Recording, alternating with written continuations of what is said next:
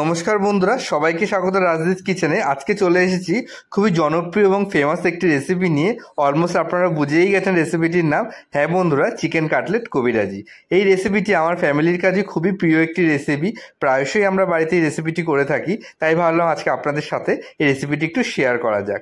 এই রেসিপিটি আমরা প্রচণ্ড পরিমাণেই পছন্দ করি। তো চলুন তাহলে দেখে নিই কীভাবে ঘরে এই রেসিপিটি আপনারা বানিয়ে ফেলতে পারবেন। তো প্রথমে একটি পাত্রে ডিম নিয়ে তার মধ্যে একটু পেঁয়াজ কুচি, রসুন কুচি, আদা কুচি, এর মধ্যে একটু ভিনিগার, একটু সয়া সস, এর মধ্যে পুদিনা পাতা, ধনে পাতা কুচি, এর মধ্যে একটু গোলমরিচের গুঁড়ো আর চিকেন কিমা ভালো করে দিয়ে আপনাকে এটাকে মেখে 10-15 মিনিটের জন্য রেখে দিতে হবে সাইডে। এবং অন্যদিকে আপনাকে একটু বিস্কিটের গুঁড়ো, যেটা আমরা টোস্ট বিস্কিট বাড়িতে একটু ব্রেড ক্র্যাম করে নিয়েছিলাম, আমরা টোস্ট বিস্কিটের একটা ক্র্যাম টাইপের করে নিয়েছিলাম, এবং তার সাথে আমরা বাইরে থেকে একটা বিস্কিটের গুঁড়োও কিনে এনেছি। তো এই দুটো বিস্কিটের গুঁড়ো আমরা পাইল করে প্রথমে সেই বিস্কিটের গুঁড়োর মাঝখানে সেই ম্যারিনেট করা যে কিমাটা ছিল, সেই ম্যারিনেট করা কিমাটাকে অল্প অল্প দিয়ে আমরা এইভাবে চেপে চেপে চেপে চেপে একটা ডায়মন্ড শেপের চেষ্টা করেছিলাম শেপ দেওয়ার। এই শেপটা আপনারা যদি একটা ছুরির সাহায্যে যদি সাইড থেকে এইভাবে চেপে চেপে দেন, তাহলে দেখবেন ইজিলি একটা শেপ করা যাবে।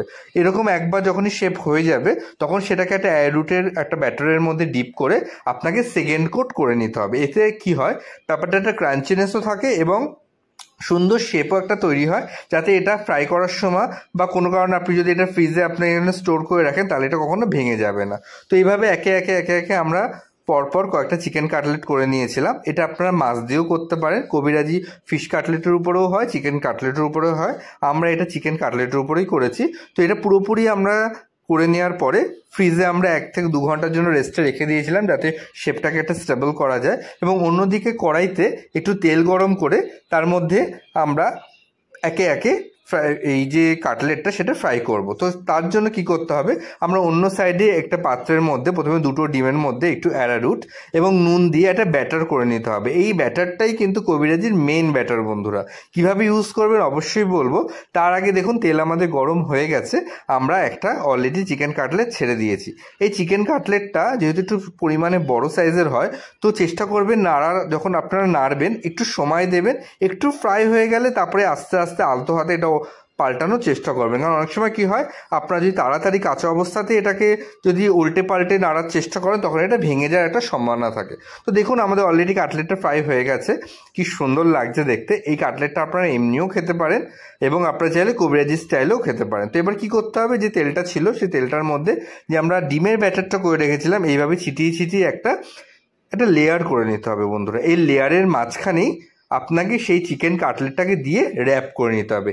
এটাই হলো কবিরাজির মেন স্টাইল। দেখুন কি সুন্দরভাবে এটা করা হচ্ছে। এই ডিমটা সবারই আশা করি কম বেশি সবার প্রিয়।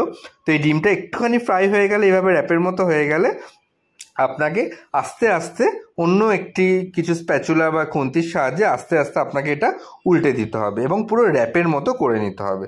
র্যাপের মতো আস্তে আস্তে করে এটাকে মিনিট 2-3 মতো ভেজে নিলেই কিন্তু হয়ে যাবে। আর অবশ্যই পুরো ভাজাটা লো হিটে ভাজবেন। তো কে কে কবিরাজি খেতে ভালোবাসেন এবং লাস্ট কোথায় কবিরাজি খেয়েছেন, অবশ্যই আমাদের কমেন্ট করে জানাবেন। এবং আমাদের এই ঘরোয়া পদ্ধতিতে রেস্টুরেন্ট স্টাইলে কবিরাজিটা আপনাদের কেমন লাগলো, অবশ্যই যদি বাড়িতে ট্রাই করেন জানাবেন কেমন আপনাদের হলো। আমরা কবিরাজি খেতে এতটাই ভালোবাসি, কোনো রেস্টুরেন্টে গেলে অবশ্যই কবিরাজি অর্ডার করি, কিন্তু একটা কবিরাজির দাম অলমোস্ট 200 থেকে 250-র মতো পড়ে যায়। তো আপনারা যদি বাড়িতে এইভাবে কবিরাজি করেন, অল্প টাকার মধ্যে আপনারা অনেকগুলো কবিরাজি করে নিতে পারেন। ধরুন বাড়িতে কোনো স্পেশাল গেস্ট আসলো বা কোনো অকেশন হলো, এইভাবে যদি কবিরাজি করে নেন, তাহলে এতটা ভালো লাগবে গেস্টদের এবং আপনাদেরও যে বলে বোঝানো যাবে না। কবিরাজিটা ভাজা হয়ে গেলে তার মধ্যে উপর থেকে এইভাবে গোলমরিচের গুঁড়ো একটু ছিটিয়ে দিয়ে আমরা কাসুন্দি আর সসে ডিপ করে আমরা এটা খেতে ভালোবাসি। আপনারা যদি মেয়োনিজ দিয়েও খেতে পছন্দ করেন, এর সাথে অবশ্যই মেয়োনিজটাও ইউজ করতে পারেন। তো কে কে কবিরাজি খেতে ভালোবাসেন অবশ্যই জানাবেন। আমার বাবা কবিরাজি খেতে খুবই ভালোবাসে, তো ওনাকে দিয়ে আজকে টেস্টটা করাবো। আশা করি ওনার ভালোই লাগবে। তো আমাদের এরকম নতুন নতুন রেসিপির জন্য আমাদের পেজটা ফলো করে দেবেন বন্ধুরা, ইউটিউব চ্যানেলটাকে সাবস্ক্রাইব করে দেবেন। আর নতুন যদি কোনো রেসিপি বা রেস্টুরেন্ট স্টাইলে কোনো রেসিপি দেখতে চান, তাহলে অবশ্যই কমেন্ট করে জানাবেন, আমরা সেটা দেখানোর চেষ্টা করব। সুস্থ থাকবেন, ভালো থাকবেন। চলুন দেখে নিই বাবার এক্সপ্রেশনটা। তাহলে আজকের ভিডিওটা এই পর্যন্তই থাকলো। অন্যদিন নতুন ভিডিও নিয়ে নতুন কিছু নিয়ে আপনাদের সাথে দেখা হবে। তাহলে ভালো থাকবেন। এইভাবে আমাদের সাথে সঙ্গ দেওয়ার জন্য অনেক অনেক ধন্যবাদ। ধন্যবাদ বন্ধুরা।